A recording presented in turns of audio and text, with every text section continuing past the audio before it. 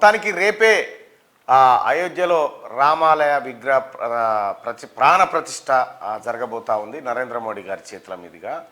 రేపు భారతదేశం అంతా రామనామ స్మరణ చేయాలనేది ఇప్పటికే మోడీ గారి ఆకాంక్ష. ఆ తర్వాత మొత్తం ఇప్పటికే అక్షింతలు అందినాయి కాబట్టి అందరికీ ప్రతి ఇంటికి చేరినాయి కాబట్టి ఇక రాముడి వరకు మాత్రమే ఈ వ్యవహారం ఉంటుంది. ఆ తర్వాత రాజకీయాలు మళ్ళీ యథావిధిగా ఉంటాయి.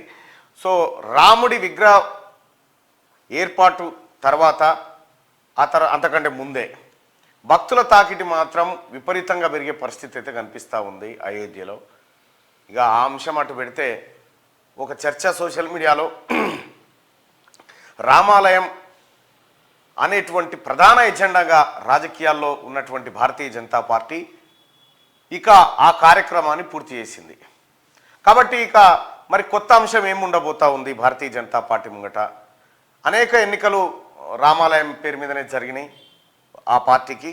మరి కొత్త ఎజెండా ఏముండబోతుంది, ఎలా సృష్టించబోతా ఉన్నారు అనేది త్వరలో చూడాలి. ఇక ఇది అంశం ఇట్లుంటే ప్రస్తుతానికి భారత్ న్యాయ్ జోడో యాత్ర రాహుల్ గాంధీ నిర్వహిస్తున్నటువంటి యాత్ర కొనసాగుతుంది ఈశాన్య రాష్ట్రాల్లో. ఇక అమెరికా నుంచే లండన్ నుంచి రేవంత్ రెడ్డి ముఖ్యమంత్రి గారు రేవంత్ రెడ్డి రేపు ఉదయం రాబోతా ఉన్నాడు. ఇక రేపట పులిని బయటికి ఇడుస్తారట. ఎవరు కేటీ రామారావు అంటా ఉండు పులి రేపు బయటికి వెళ్తుంది అన్నట్టు. అటు రేవంత్ రెడ్డి గారేమో పులి బయటికి వెళ్ళంగానే బోన్ తయారుందని చెప్పేమో రేవంత్ రెడ్డి గారు అంటా ఉన్నాడు. కొద్దిగా పాలిటిక్స్ కొంత హీట్ ఎక్కినట్టు కనిపిస్తూ ఉన్నాయి. తెలంగాణ రాష్ట్రంలో రేవంత్ రెడ్డి పర్యటన, ముఖ్యమంత్రి రేవంత్ రెడ్డి పర్యటన ఈ నెల 26 నుంచి ఆసిఫాబాద్ జిల్లా నుంచి ఉండబోతా ఉంది. అక్కడి ఇంద్రవెల్లి నుంచి ఉండబోతా ఉంది. అక్కడి నుంచి రాష్ట్ర వ్యాప్తంగా ముఖ్యమంత్రి రేవంత్ రెడ్డి పర్యటనలు కొనసాగబోతా ఉన్నాయి. ఇక మరి ఈ పులి ఈ దంతాలు లేని పులి, ఈ గోర్లు లేని సింహం ఎప్పుడు బయటికి వెళ్తుంది, ఏం కథ, వేట ఎట్లుండబోతా ఉంది, ముసలి పులి అనేది చూడాల్సినటువంటి అంశం. మొత్తానికైతే వాళ్ళ నాయనను కేసీఆర్ను జూ పార్కుని చేసిరు అందరు కలిసి. మా నాయన పులి అని కేటీ రామారావు అంటుండు, సింహం అనేమో హరీష్ రావు అంటుండు, లేదు నేను కావాలి కుక్కననేమో కేసీఆర్ అంటుండు. మొత్తానికి కేసీఆర్ను జూ పార్కును తయారు చేసిరు. కొత్త సెంటిమెంట్ ముచ్చట ఏంటంటే కేటీ రామారావు గారు ఏమంటుండంటే బీఆర్ఎస్ పార్టీని ఎందుకు బొందబెడతావు అని అంటుండు. ఎందుకు బొందబెడతావు, తెలంగాణ జెండాను ఎందుకు బొందబెడతావు అంటుండు. దాంట్లో తెలంగాణ వరకు మనది టీఆర్ఎస్ పోయి బీఆర్ఎస్ అంతెందుకు కేటీ రామారావు నీ పేరునే బొందబెట్టే మీ నాయన అజయ్ రావు పేరు తీసుకపోయి కల్వకుంట్ల తారక రామారావు అని పెట్టే. అట్లా నీ పేరు మార్చినప్పటి నుంచి సురువు చేస్తే ఇక్కడ దాకా మొత్తం మీరు చేసిందంతా ఏమన్నా పేర్లు మార్చుడు తప్ప ఏం చేసింది ఏం లేదు. ఇప్పుడు బీఆర్ఎస్ పార్టీని టీఆర్ఎస్ని తీసుకుపోయి బీఆర్ఎస్ చేస్తారు. మీరే తెలంగాణ లేకుండా తెలంగాణ అనే పదమే మాకు లేదు, మాది ఇంటర్నేషనల్ పార్టీ అని చెప్తారు మీరే. మళ్ళీ ఇంకా తెలంగాణకు నీకేం సంబంధం?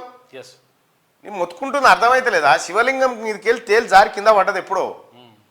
ఇప్పుడు శివలింగం మీదకెళ్ళి జారిపడ్డ తేళ్ళు ఏమైనా చేసుకోవచ్చు అన్నట్టు.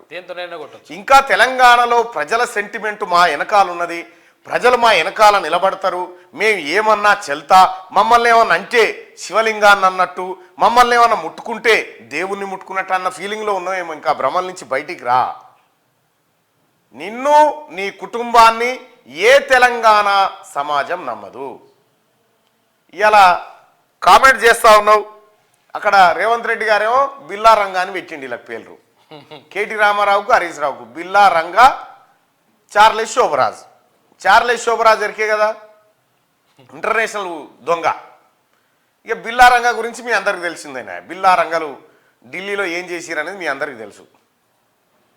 సో ఈ రకంగా ఈ బిల్లా రంగా, చార్లెస్ శోభరాజు తెలంగాణ సెంటిమెంట్ అడ్డం పెట్టుకొని 10 ఏళ్ల పాటు తెలంగాణను దోషి మొత్తం షాయంత అయిపోయినాక హోటల్ కాడ ఆ సాయిపత్తని ఇట్లా జాలీలో పెట్టి ఒత్తుతుంటాడు చూడు, గట్ల ఒత్తిరు తెలంగాణను మొత్తం. ఏం లేదు ఇక వట్టిదే సాయిపత్త మిగిలింది. తెలంగాణ రాష్ట్రాన్ని ఒక గట్ల ఉడపోసిరు అన్నట్టు ఇల్లు మొత్తం ఉన్న కాడికి అంతా దోసిరు. ఇక ఈ రకంగా ఇంకా మాకేదో దొరుకుతుంది, ఇంకా ఏమన్నా ఆశ ఉంటుంది, ఇంకేమన్నా కొంతమంది మమ్మల్ని నమ్మే బకరాలు ఎవరన్నా ఉంటారేమో అని చూసుకుంటా ఉన్నట్టు. మిమ్మల్ని మీ బకరాలే తొక్కి చంపుతాయి ఎన్నడో అన్నాడు. మీ బకరాలే తొక్కి చంపుతాయి. చాలామంది ఊర్ల పొంటి ఏ ఒక్క నాయకుడు అయినా నేను టీఆర్ఎస్లోనే కొనసాగుతాను అంటుండా? పోతానని పిలిస్తే పోతా, మొత్తం మంత్రులు ఎమ్మెల్యేల చుట్టూ తిరుగుతారు, సార్ ఒక వస్తారట సార్ చేర్చుకోరు సార్, వస్తారట సార్ చేర్చుకోరు సార్. ఆఖరికి మీ ఇంట్లో వాచ్మెన్ కూడా ఉండడు కేటీఆర్. ఆయన కూడా వీలైతే రేవంత్ రెడ్డి గారి ఇంటికాడనే చేస్తానని నీ ఇంటికాడ చేయ అంటాడేమో మరి. ఆ పరిస్థితి అయితే కనిపిస్తూ ఉంది.